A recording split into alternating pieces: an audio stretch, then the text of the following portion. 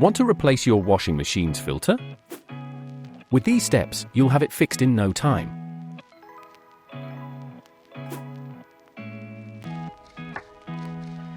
What you need: a towel, a washcloth, and a new filter. Step 1. Take out the old filter. The filter is behind the flap, which is often on the lower right side of the front of the washing machine. Open the flap. Unscrew the filter and remove the old filter. Step 2. Insert the new filter. Place the new filter where the old filter was. Tighten the new filter.